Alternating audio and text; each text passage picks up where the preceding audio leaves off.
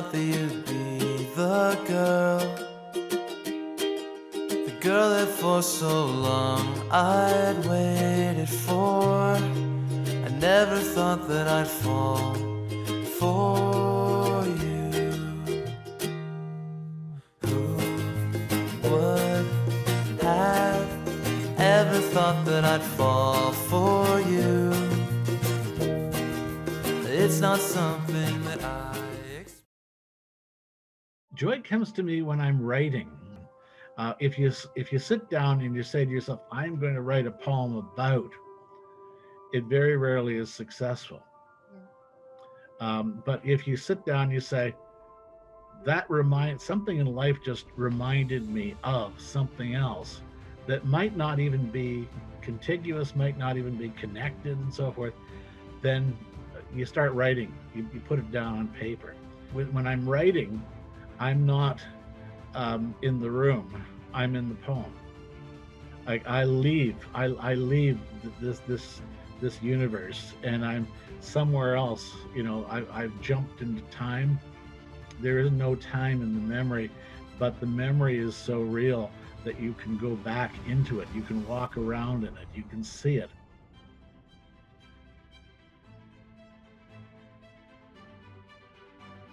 Introduce herself, Rebecca Vogely. Thanks so much, Brienne. We are both members of the launch crew, which means we've spent the last few months putting together this entire event. And so we are really excited for tonight, and we hope you are as excited as we are to enjoy some beautiful poetry, as well as many surprises that we have in store for you.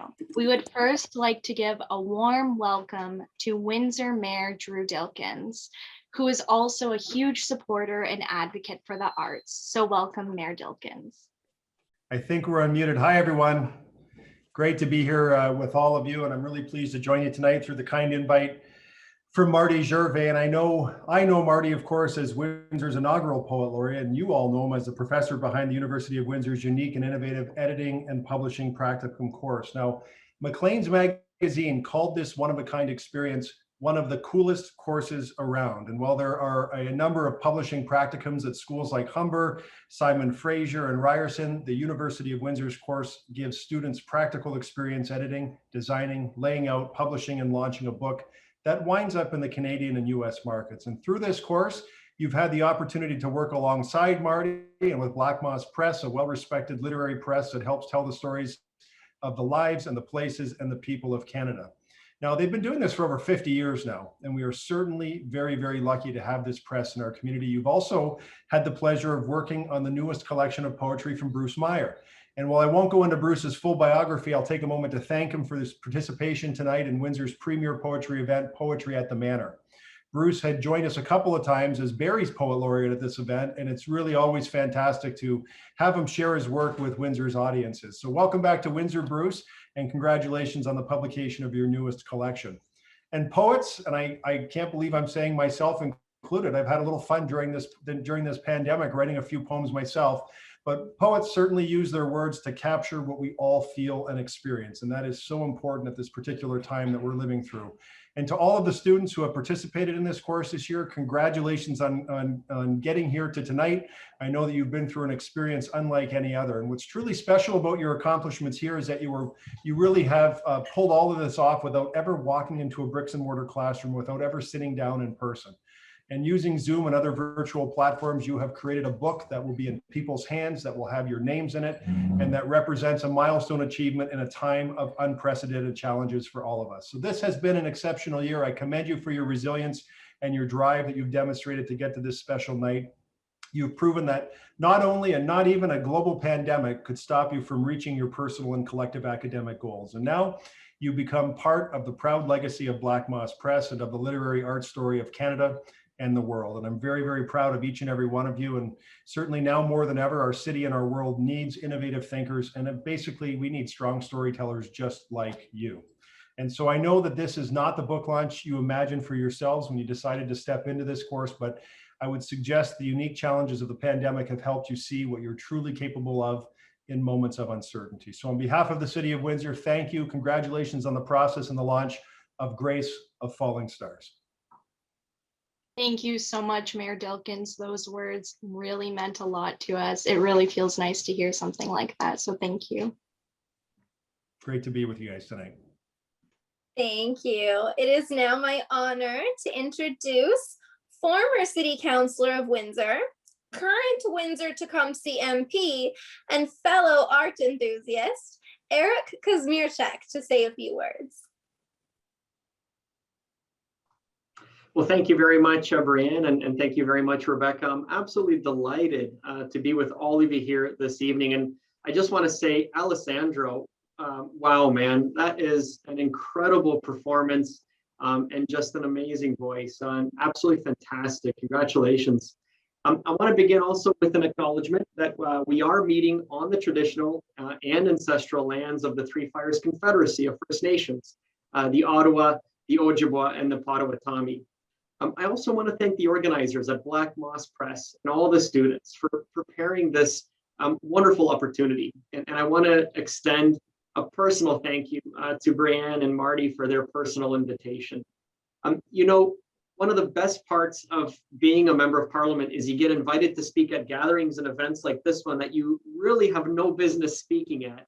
I get to be part of an evening featuring Bruce Meyer, for crying out loud, and incredible writers and authors from Windsor, Essex. And I'm not a poet or a writer myself.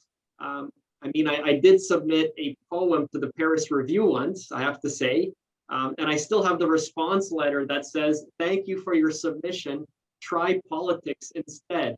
From the International Writers Conference to BookFest, from Black Moss Press to Biblioasis, there is something exceptional in the water here that not only draws writers here, but really nurtures them from the ground up.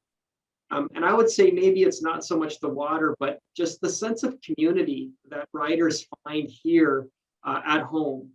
And so I am delighted to be a small part of this wonderful evening. I'm so appreciative of the invitation to be part of this community tonight and the launch of Grace of Falling Stars. He loved the night, he loved the light that made the darkness glow. And with that, I will turn the floor over to our hosts. Thank you so much, Eric. That was very kind. I definitely agree. I'm not from here, and I can vouch on your notion that community and the writing community here is phenomenal. I was never once interested in poetry, and here I am. So yes. So we would now like to introduce someone else for a few remarks. We would like to introduce Dr. Douglas Neal, who is the Provost and Vice President Academic at the University of Windsor. And he happens to have a background in English literature, which is obviously the best subject out there. It's not like we're biased or anything, but welcome, Dr. Neal. Well, thank you very much. And thank you, Mayor Dilkins and MP Kazmierczak. Greetings, everyone. Once again, I'm delighted to be here for this launch, even though it's in virtual and remote mode this year.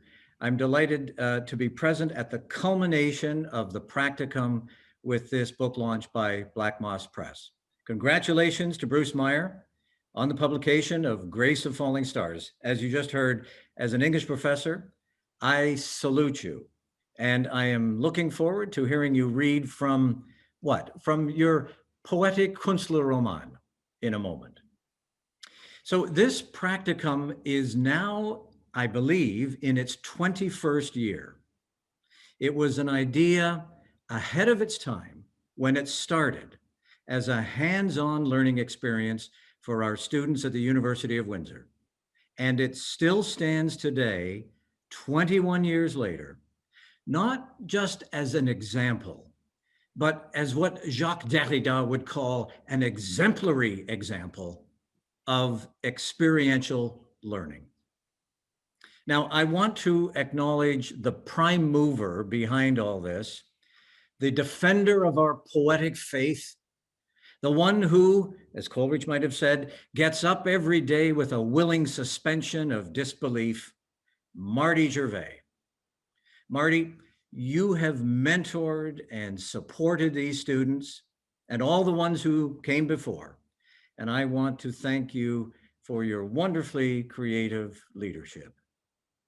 And of course, I want to congratulate all our students in this practicum on what you have accomplished here too. All your experience that you've gained in editing, layout, budgeting, the entire collaborative process involved in publishing a text. A special shout out to Brianne and Rebecca for their help in organizing tonight's event, and also to graduate assistants Casey and Heather and the entire team. Many thanks to all of you for your good work. Now, when Marty asked me to say a few words tonight, I took one look at the date and I knew it was meant to be.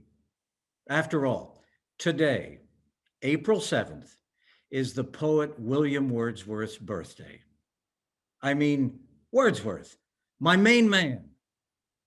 He would be 251 years old today. So I think there is definitely something auspicious in launching Bruce Meyer's Grace of Falling Stars on Wordsworth's birthday. I mean, over this past year of COVID-19, with its massive human suffering globally, I have often thought of that marvelous line from Wordsworth's Tintern Abbey, where the poet describes what he calls the still, sad music of humanity, nor harsh, nor grating, though of ample power to chasten and subdue. I love that. The still, sad music of humanity. Has that music not been the very soundtrack of our life over the past 12 months? In a year of stars falling all around us, so many, Eliot says, I had not thought death had undone so many. I think we all need a little grace to restore us, to regenerate those spots of time, as Wordsworth calls them, those moments that enable us to mount when high, more high, and lift us up when fallen. So, once again, congratulations to Bruce, to our students, and to the music of humanity in Grace of Falling Stars. Thanks, everyone. Thank you so much, Dr. Neil. That's pretty incredible to think that the practicum has been around almost as long as some of us have been alive on this earth. So that's pretty crazy. And we are so very fortunate to be a part of this group and to have learned so much from Marty. And the stuff about Wordsworth, that's just fate, I think. So thank you so much. All right, now it is my pleasure to introduce one of our favorite professors, who just so happens to be the head of the entire English department here at the University of Windsor, Dr. Joanna Left. Hello, everyone. Welcome to all of you, wherever you are. Thank you to Alessandro for some great live music. It's bringing back some memories and some anticipation about when we can get back together and listen to some music again.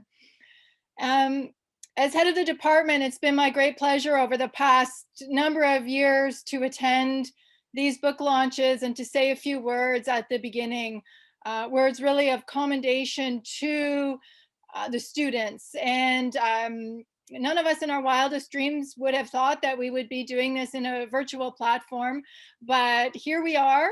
And here are all of you making a fantastic success of the entire year. And the culmination of the year for all of us anyway, with this book launch. I would like to second all of the speakers' important words about how crucial the contributions of artists and poets and musicians have been over this past year.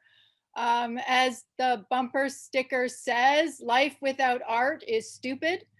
And I think we can add that life without art is impossible. It has been the music and the books and the poetry and just the conversation and these platforms that have kept us all going, that have kept us sane in our own little islands for this past year, and has really highlighted how crucial the work is that you are all learning how to do and that you are all doing right now. So I would also like to acknowledge Marty for his incredible perseverance and patience over these past years and years with leading all of us and inviting all of us to these book launches. I am very much looking forward to this night, and I am just so impressed with all of your efforts and your expertise and your incredible poise and your incredible sense of humor, and how well you have adapted to this environment. It's so impressive, and it's so wonderful to see you all shining like this and being so natural and just putting us all at ease, and being able to shepherd us all through this evening. I would like to thank Bruce Meyer for his book as well, Grace of Falling Stars. I'm so looking forward to hearing you read and hearing you talk a little bit about it. And I'd like to thank you for participating in this wonderful endeavor. It's such a privilege to be all together this night. And I want to thank you all for having brought us together. Just to share some time together, to listen to some great music, to have some laughs, to chat, and to hear some wonderful poetry. So I am sure that you will all enjoy the evening, and I would like to hand things back to our student organizers. Oh, thank you so much, Dr. Joanna Labs. I think I agree. The world without art is stupid. Enough said. Yes. Caring, kind, smart, funny, and dedicated are just some of the words we would use to describe Marty Gervais.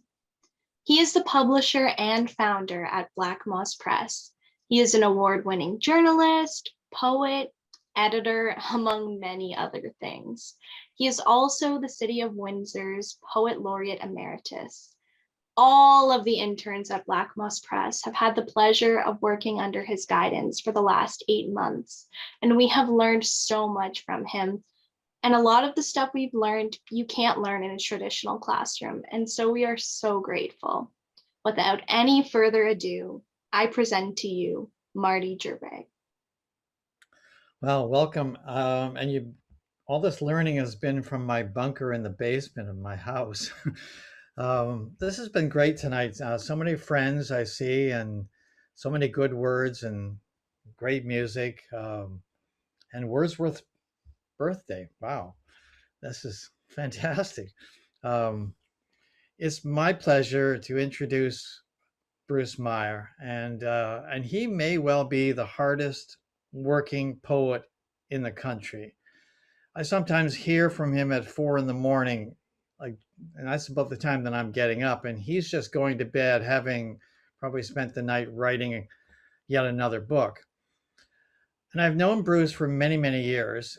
He first came to my attention when the renowned Governor General's award-winning Canadian poet Gwen McEwen, the late Gwen McEwen, came to Windsor to do a reading. And we had published a book of hers at Black Moss, a children's book. And she told me when she was here that night about this young poet whose work I should publish. And Gwen told me about Bruce Meyer. And so when he sent me his book, really I had no choice. I was urged to publish it, and I did. Bruce Meyer knows poetry, knows more about the craft and the art of poetry than maybe anyone I know. And I've been in the game for publishing for many years. And this is Bruce Meyer's 66th book, as Brianne said. And think about that. Some of you probably don't have 66 books in your entire house. You might have to go to Walmart and get some shelving. Bruce Meyer is a poet, a short story writer, a broadcaster, a best-selling author of nonfiction, an anthologist, an editor, a teacher, and the most generous soul and mentor to so many aspiring writers and to all the interns here at Black Moss Press. He's also a very, very good friend. So please join me in welcoming Bruce Meyer. Thank you, Marty. I hope you can all hear me. I just want to thank all the people who have introduced this evening, the mayor, the member of parliament, the provost, Dr. Neal, the head of the department, Professor Luft, and of course, my good friend Marty Gervais. And this evening would not be possible without all the wonderful hard work and the generosity of spirit that has been shown to me by the students of the publishing practicum. Their level of intellectual curiosity, their enthusiasm, their drive towards problem solving made this a total joy among all the different books that have happened in the past. This book was really a kind of result of a dialogue.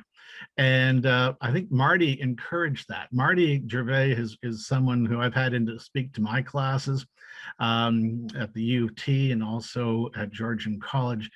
He's someone who has really generated ideas. He's a natural problem solver. He's told me stories over the years of working with James Rainey on stagecraft and solving a lot of stage problems. My favorite one is the little cars on the ice with the candles on them.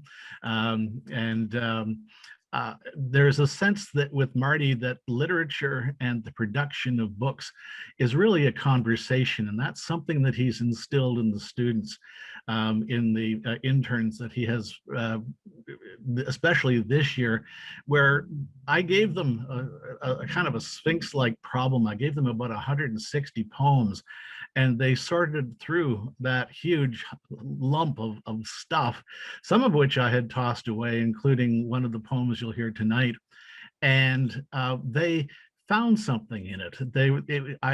In some ways, it seems to me like looking for a needle in a haystack, but they saw the diamond in the rough, or as Michelangelo would have said, he saw the figures emerging from the blocks of marble, and he simply removed the material around it to reveal, say, the David. They really were a kind of an energetic group of young geniuses, and I'm very, very grateful to all of you for what you've done, and I'm grateful to Marty for the spirit that he's instilled in them, and for the continuing success of Black Moss Press. Black Moss Press is a Canadian phenomenon, and it has really crystallized Windsor and the Windsor area as being a hub for Canadian literature. It's a creative venue. It's I think it was right when the member of parliament said, there's something in the drinking water here, and it's true. There is something in the drinking water, and I think it inspires people to ask questions, to wonder what if, and really good publishing comes out of that ability to say, what if, and play with ideas. And it was my pleasure really to watch the students, just basically entertain ideas and to create wonderful experiences from those ideas. So I am grateful to all of you, and I really am pleased at the opportunity to work with you. And I think this is the book Grace of Falling Stars is really quite amazing, from the discovery of the title hidden in a poem at the back to and in fact the poems that I hadn't thought much of that they in fact discovered. So my hat's off to all of you. You have done a fantastic job, and to Marty Gervais, who is their mentor and their inspiration, their guide, and in fact someone who's been a kind of a leader, not just a kind of a leader, but a leader figure for them all. So thank you again, and thank you, Marty Gervais, for your what you've done with these students, and I wish them all considerable success in their future in Canadian publishing.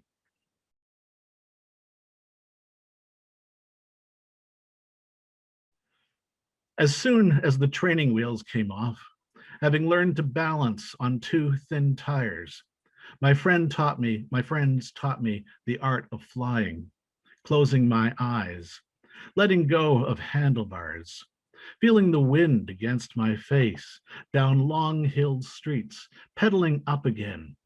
How a tilt of the head or a shift in weight could negotiate a broad suburban curve. If I spread my arms and closed my eyes, I thought I'd catch tomorrow in the rush.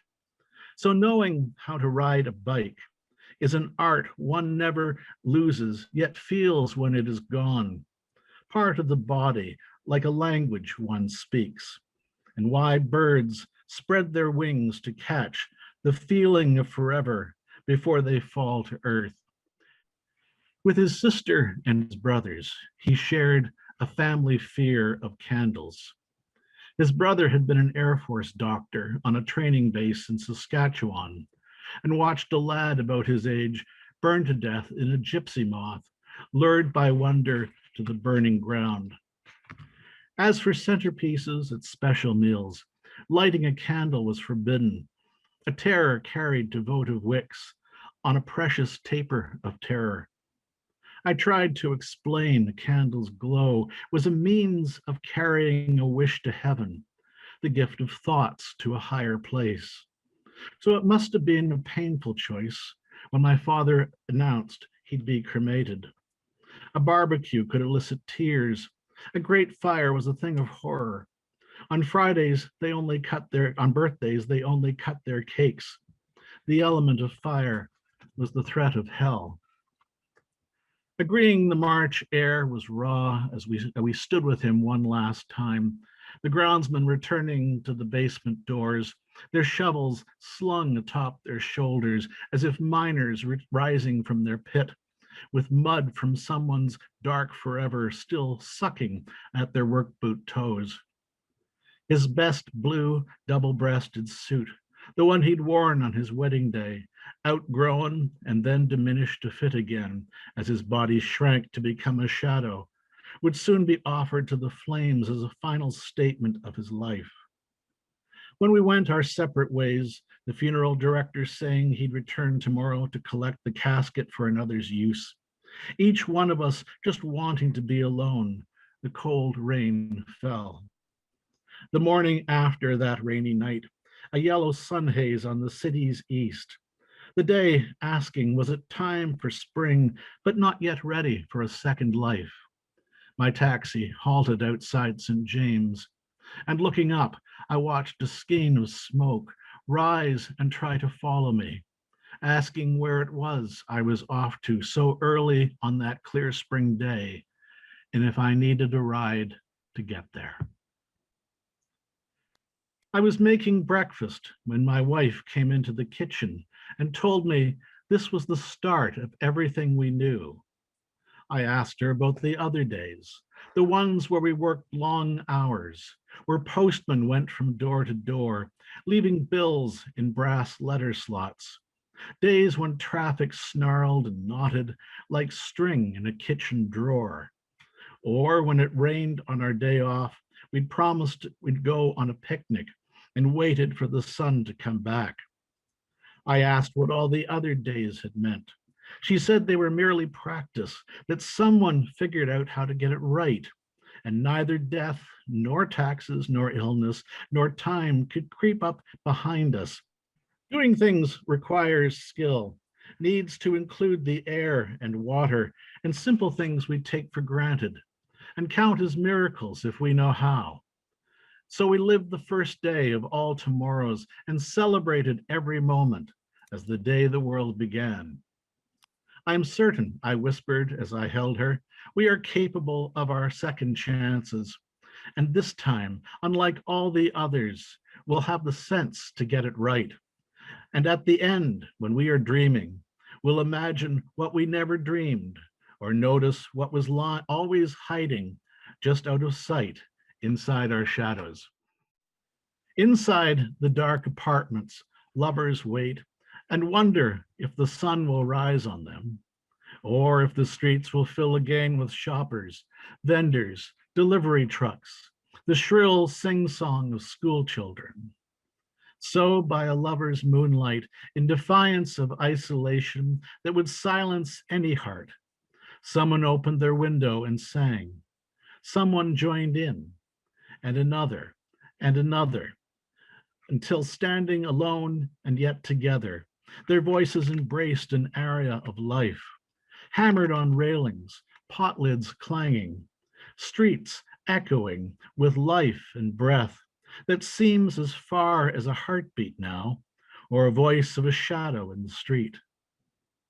O world, I marvel at how you refuse to die, calling the entire planet into song, a chorus armed against uncertain sunrise.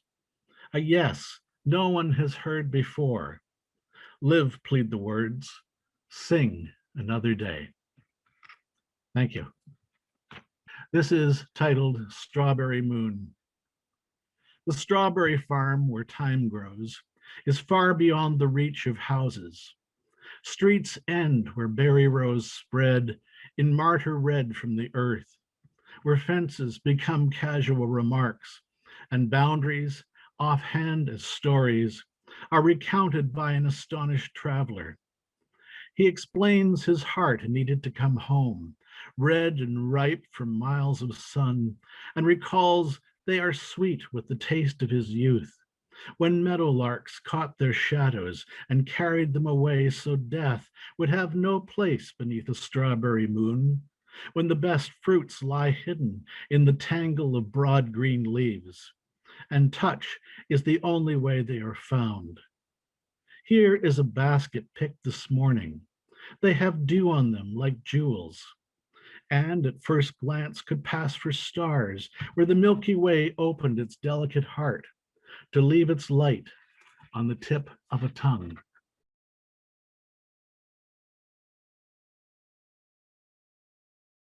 This book is probably the most autobiographical of all the books that I have written, books of poetry I've written. And the students really, I gave them poetry and they found a story.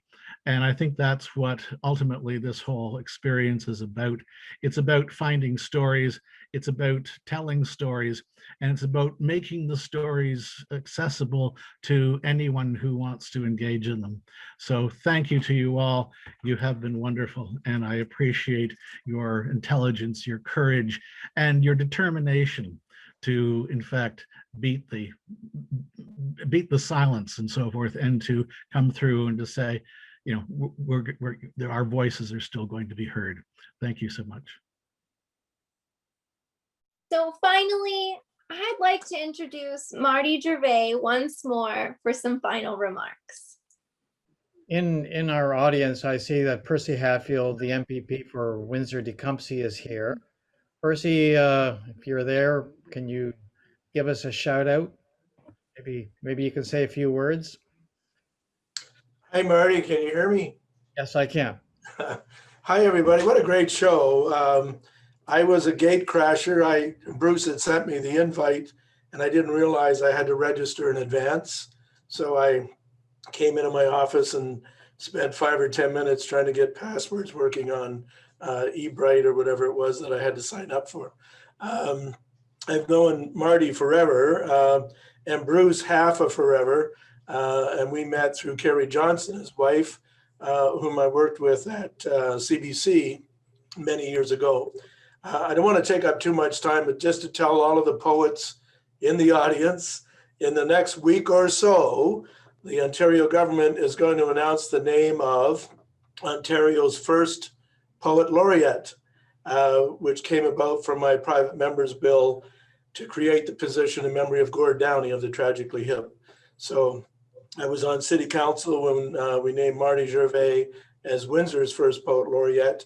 And I took that down to Queen's Park and came up with the idea to have a poet laureate for everyone in Ontario. So great job tonight, Bruce. All the students, just absolutely amazing. I'm blown away by everything that you have accomplished with this. And Black Moss, Marty, again, stellar presentation, sir. Thank you so much. I wouldn't have jumped in if Marty hadn't invited me, but thank you very much. Well, thank you. Thank you, Percy. Percy has been such a great supporter of the arts.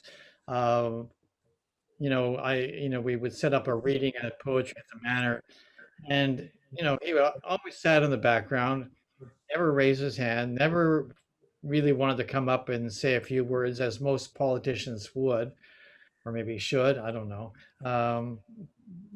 Percy was a little understated. He came there to enjoy the poetry. He came there to be part of the event, and there he is. I just happened to see him in the audience, and so thank you so much, Percy, for being here.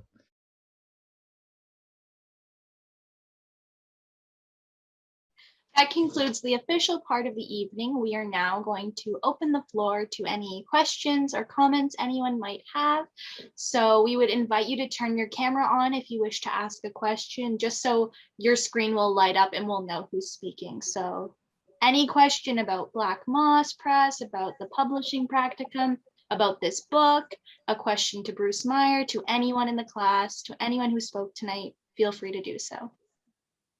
I have such a bizarre question, and I hope it's not offensive, but there are so many interviews that I read with Bruce Meyer, and he mentioned that he and his only daughter was,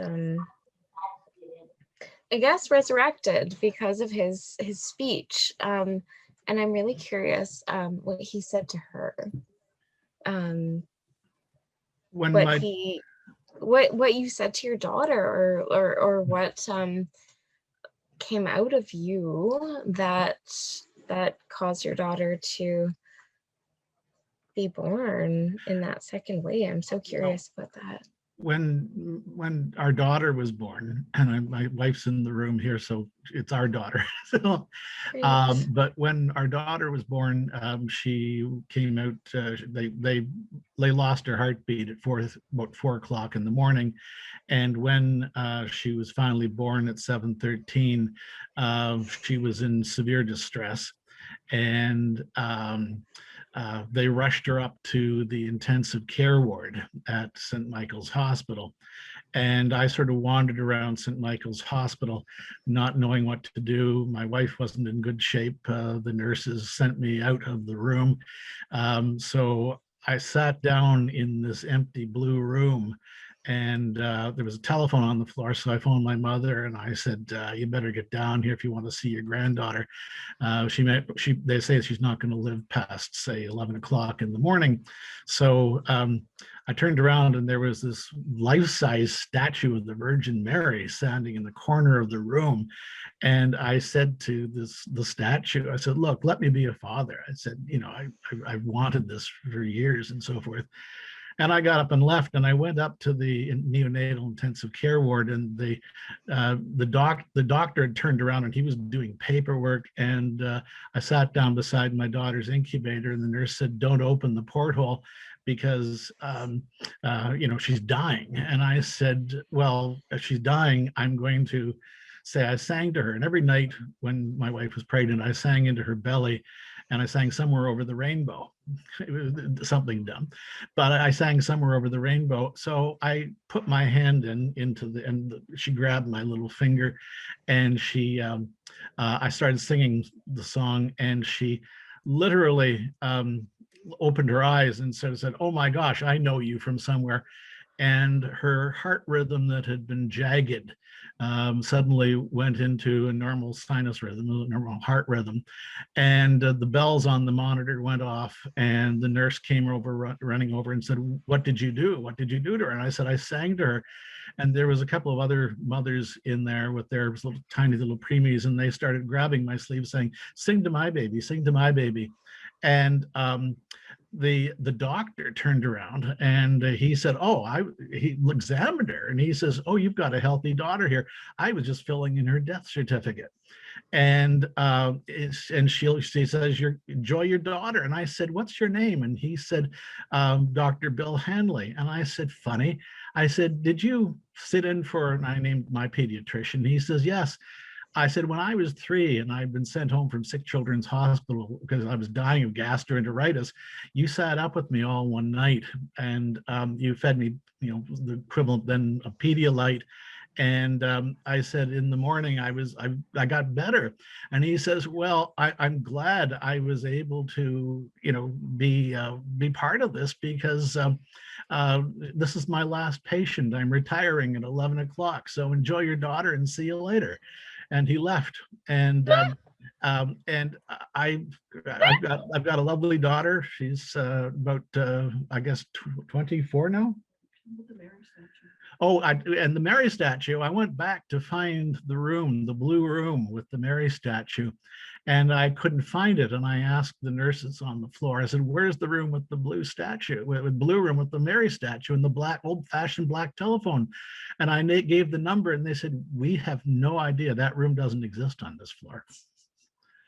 Dr. Meyer, I have another question for you in the chat. It says, when the memory is full of sad and tragic events, such as memories of war, how can the writer write them and be influential and not painful or create a state of painful misery?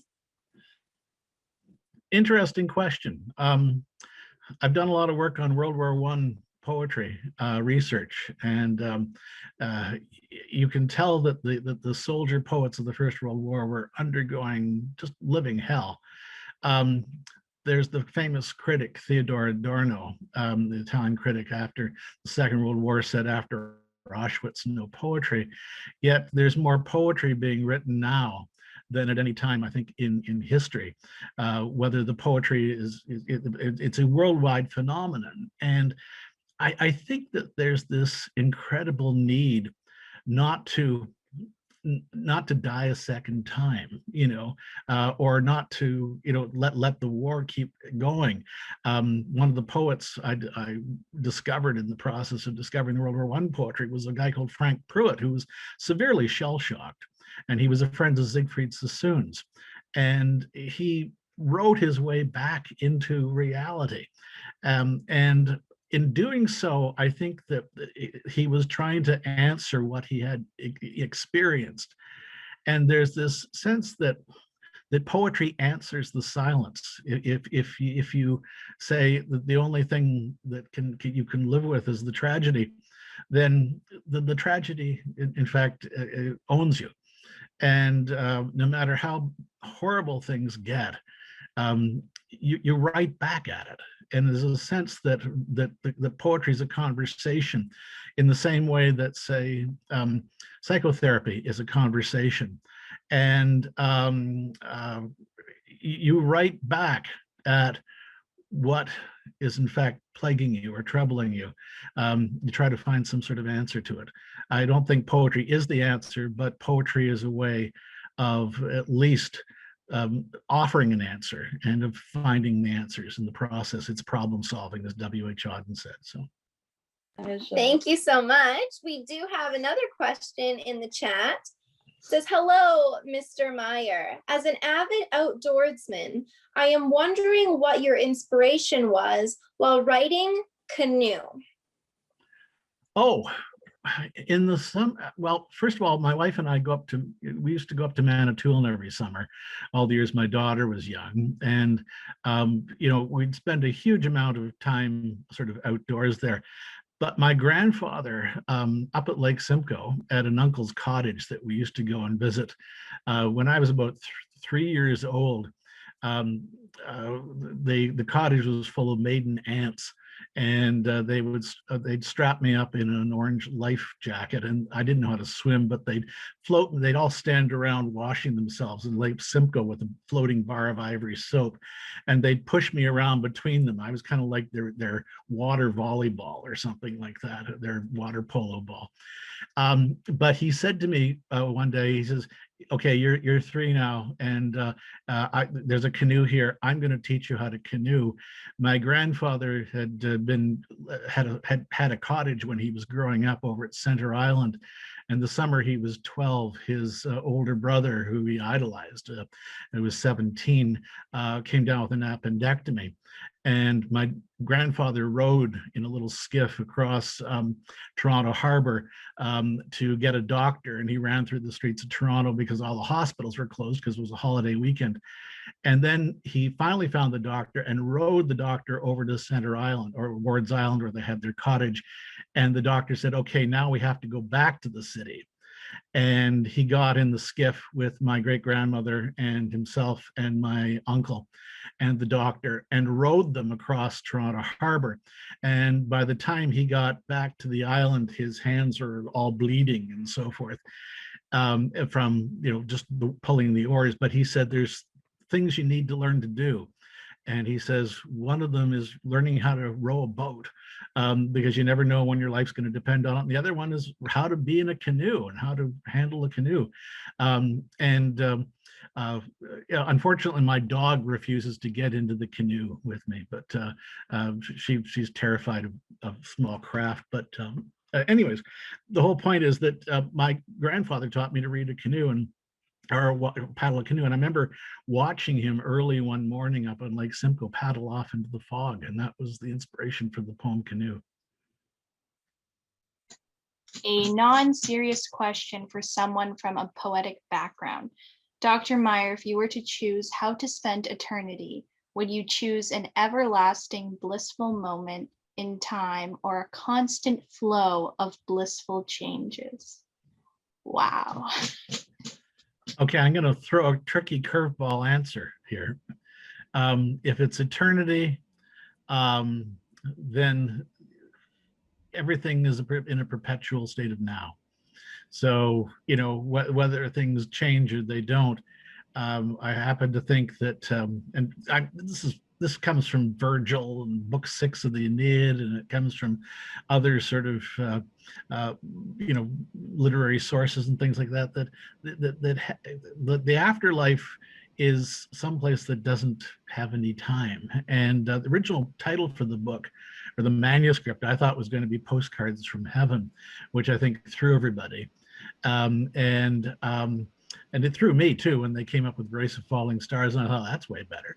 But I think that in eternity, you can get everything at once and nothing at once. So everything can stand still and everything can change. So I think that's the beauty of a place without time, the sort of idea of heaven that we all hope for, or at least the idea of not so much heaven in the biblical sense, but heaven in the afterlife sense. Well, I love these readings every year, the start of April, National Poetry Month, as you mentioned. And it's been a blast, this launch, this semester. And this amazing book by Bruce Meyer, the camaraderie that has existed among all these young editors, designers, researchers, aspiring publishers, and writers. And what I want to say is that last September, when I stepped into this bizarre, frenetic format of Zoom, I was not sure if we realized this was going to be an adventure, a journey into really learning and tasting the incredible power of poetry. And I know this sounds superficial, but here we all are, right?